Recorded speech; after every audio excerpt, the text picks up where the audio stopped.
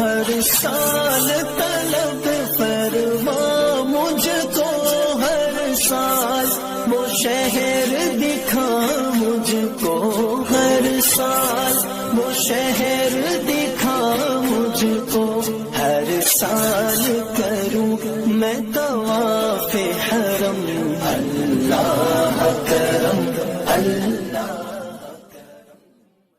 ایک مسجد کا ممبر ہے، اور میرے مسلمان ساتھیوں ذرا غور سے سننا، عمر فاروق ممبر پر کھڑے ہیں، خطبہ دے رہے ہیں۔ دوران خطبہ عمر فاروق نے قانون نافذ کر دیا اور کیا کہا، لوگوں سن لو، میں نے سنا ہے کہ تم لوگ اپنی بیٹیوں کا، اپنی بہنوں کا جو نکاح کرتے ہو، شادیاں کرتے ہو، بڑا لمبا چوڑا مہر متعین کرتے ہو۔ لوگوں، میں نے محمد رسول اللہ کے زمانے میں جتنے بھی نکاح ہوئے ان سب کا مہر دیکھا ہے۔ نبی کا مہر، نبی کی بیٹیوں کا مہر، نبی کے زمانہ میں صحابہ کا مہر، سب سے زیادہ مہر پر بھی اگر نظر ڈالی جائے تو 400 درہم سے زیادہ مہر نہیں تھا۔ نبی کی پوری زندگی میں کسی کا مہر 400 درہم سے زیادہ نہیں رکھا گیا۔ دیکھیے دلیل تو دے رہے ہیں، 400 درہم سے زیادہ نہیں رکھا گیا، لیکن تم لوگ کوئی 600، 800، 1000، 2000، 5000 درہم رکھنے لگے ہو۔ سنو، جب نبی کے زمانے میں کسی کا مہر 400 درہم سے زیادہ نہیں رکھا گیا تو تم لوگوں میں سے کوئی بھی شخص اپنی بہن بیٹی کا نکاح کرے تو 400 درہم سے زیادہ مہر متعین نہ کرے، اور کوئی بھی صحابی، کوئی بھی شخص اپنی بیوی کو 400 درہم سے زیادہ مہر نہ دے۔ اگر وہ 400 درہم سے زیادہ مہر دے گا، اگر وہ 400 درہم سے زیادہ مہر دے گا تو 400 درہم تو دے دیے جائیں گے عورت کو، اور 400 سے اوپر جتنا مہر ہوگا عمر اس مہر کو چھین لے گا اور اس مہر کو چھین کر بیت المال میں جمع کر دے گا۔ 400 درہم سے زیادہ اگر جو بھی مہر دو گے وہ چھین کر بیت المال میں جمع کر دیا جائے گا، غریبوں کے کام آئے گا۔ نہیں دے سکتے ہو، کیوں نہیں دے سکتے ہو؟ اس کی دلیل حضرت عمر کیا دے رہے؟ میں نے نبی کے زمانے میں کسی کا نکاح 400 درہم سے زیادہ نہیں دیکھا، یہ دلیل۔ اب دیکھیے، جمعہ کا خطبہ ختم، نماز پڑھائی حضرت عمر نے، نماز ختم، مقتدیوں کی طرف چہرہ کر کے بیٹھے ہیں، اتنے میں ایک بوڑھی عورت آتی ہے، اتنے میں ایک بوڑھی عورت آتی ہے۔ اس کا مطلب عمر فاروق نے جب یہ خطبہ دیا تھا اس وقت تک یہ عورتیں مسجد میں آیا کرتی تھی۔ ایک عورت نماز پڑھتی ہے، آتی ہے، بوڑھی عورت ہے، اور کہتی ہے امیر المومنین آپ نے مسئلہ غلط بیان کیا۔ کس کو کہہ رہی ہے؟ حضرت عمر کو۔ کون؟ ایک بوڑھی عورت۔ کس کو؟ امیر المومنین کو۔ اے امیر المومنین آپ نے مسئلہ غلط بیان کیا۔ کون ہے؟ اے امیر المومنین فلاں کی بیٹی ہے، فلاں کی ماں ہے۔ اچھا بتاؤ کیا بات ہے؟ آپ نے مسئلہ غلط بیان کر دیا۔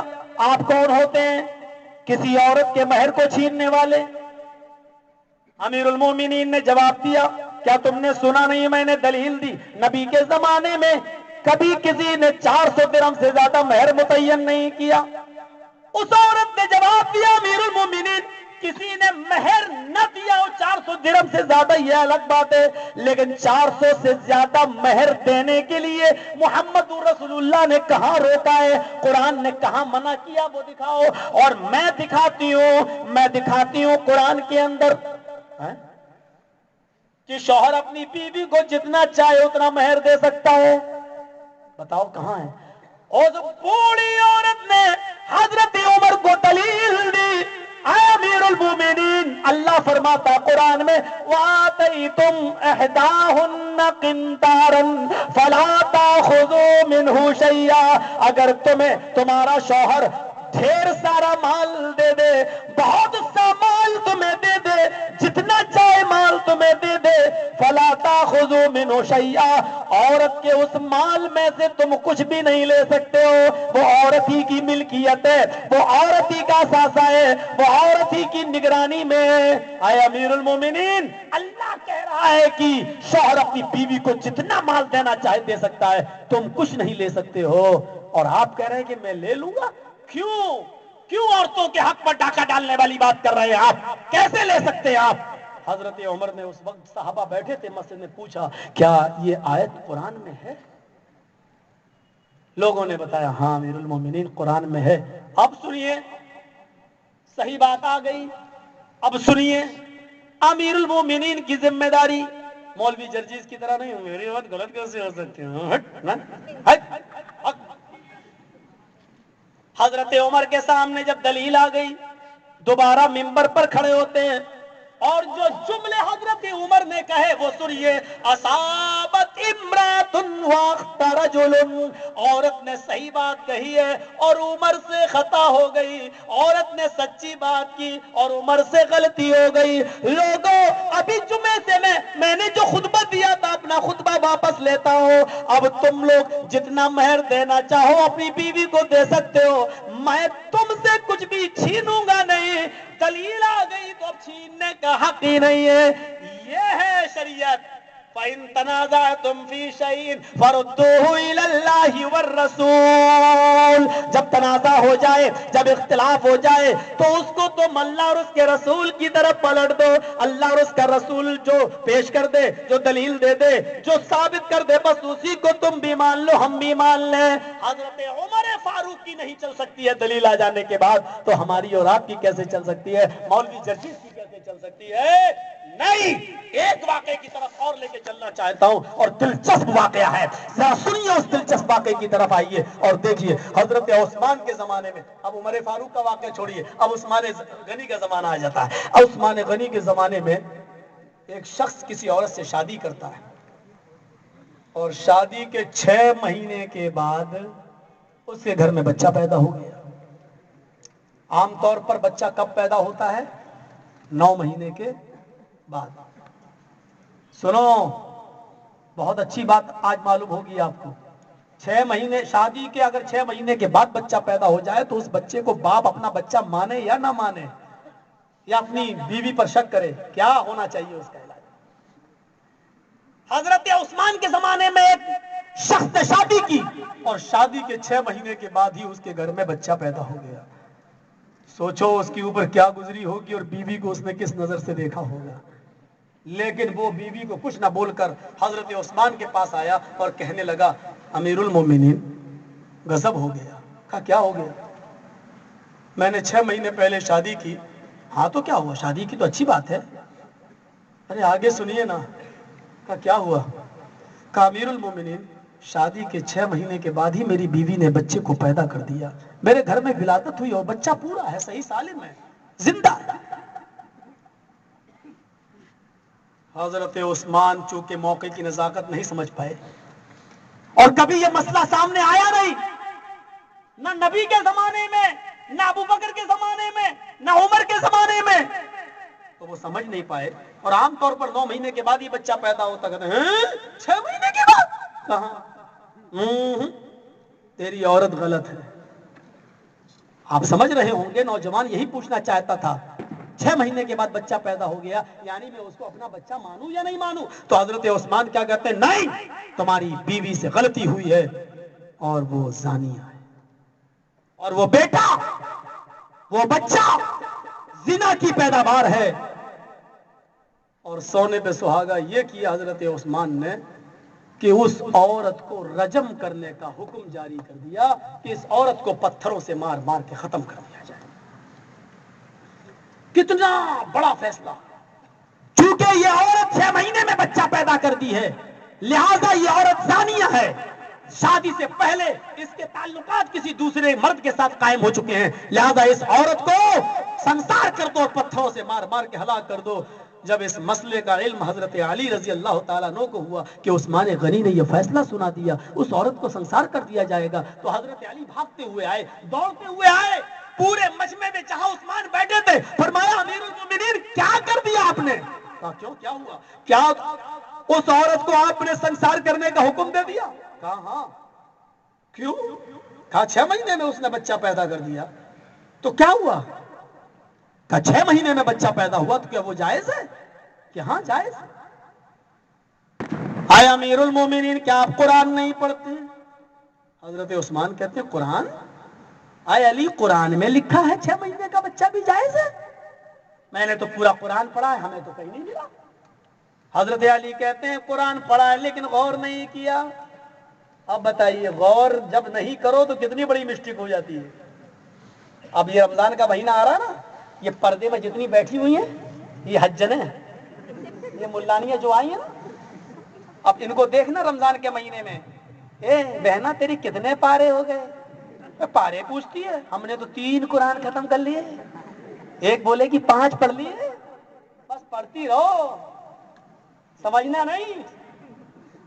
कोई कहता 10 पढ़ लिए। आए उस्मान, आपने कुरान पढ़ा है, गौर नहीं किया? उस्मान कहते हैं कि आए अली जल्दी बताओ, मैं उस औरत के कत्ल का हुक्म मैं वापस लूं, लेकिन दलील दो। हजरत अली कहते हैं उस्मान, कुरान की आयत पर गौर करो। वलवालिदातु युरज़िना औलादहुन्ना हौलैनि कामिलैन। माए अपने बच्चों को दूध पिलाए मुकम्मल 2 साल। कितना? 2 साल। हौलैन काफी था, कामिलैन तो मजीद ताकीद के लिए ले आए। मुकम्मल 2 साल। और मुकम्मल कहने का मतलब यह है कि 2 साल तक औरत अपने बच्चे को दूध पिला सकती है। 2 साल से 1 दिन ज्यादा नहीं पिला सकती है। 2 साल से पहले छुड़वा सकती है दूध, लेकिन 2 साल के बाद 1 दिन भी वो ज्यादा नहीं पिला सकती है, उसके लिए हराम होगा। 2 साल मुकम्मल पिलाओ, 2 साल तक, लेकिन 2 साल से ज्यादा नहीं। तो हजरत उस्मान कहते हैं अली, दिमाग सही है आपका, ये तो दूध पिलाने की मुद्दत है, बच्चे की बताओ 6 महीने में पैदा हो जाए तो जायज है। का वहीं आ रहा हूं, पहले तो मैं समझा रहा हूं दूध पिलाने की मुद्दत कितनी है? का 2 साल। आए उस्मान, अल्लाह कुरान में दूसरी जगह फरमाता है वफिसालुहु फी आमैन, माए अपने बच्चों का दूध छुड़ाएं 2 साल में। कितने साल में छुड़ाएं? 2 साल में। वहां है पिलाएं 2 साल तक, यहां क्या है? छुड़ाएं 2 साल में। बात एक ही है, कहने का अंदाज अलग है। चाहे इधर से कान पकड़ो, चाहे इधर से पकड़ो, पकड़ा जा रहा कान ही। अब बताइए क्या फर्क है? पिलाएं 2 साल तक, यानी 2 साल से ज्यादा नहीं, या छुड़ाएं 2 साल में, मतलब यह है कि 2 साल से पहले पहले छुड़ाना है, 2 साल के बाद नहीं पिलाना। बात एक ही है। हजरत उस्मान कहते हैं ये भी वही बात है, छुड़ाएं 2 साल में, बात तो वही है। तो जानते हो 2 साल कितने को कहते हैं? कहां? 24 महीने को। 1 साल में कितने महीने हुए? 12। तो 2 साल में कितने हुए? 24। उस्मान गनी कहते हैं अली जल्दी बताओ, ये तो दूध पिलाने और छुड़ाने की बात कर रहे हो, हमें बच्चे की बताओ। 6 महीने में पैदा हो जाए तो वो हलाल है।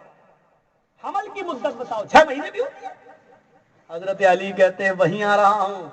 2 आयतें सुन ली, माए अपने बच्चे को दूध पिलाएं 2 साल तक मुकम्मल, या छुड़ाएं 2 साल में, यानी 24 महीने में। तो 24 महीने किसकी मुद्दत हुई? दूध पिलाने की। अब कुरान की तीसरी आयत सुनो।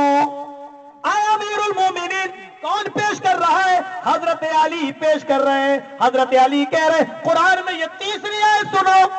अल्लाह फरमाता है वहमलुहु वफिसालुहु सलासून शहरन, वहमलुहु वफिसालुहु सलासून शहरन।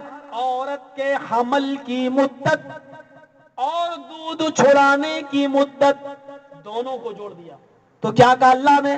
औरत के दूध छुड़ाने की मुद्दत बच्चे के और हमल की मुद्दत 30 महीने है।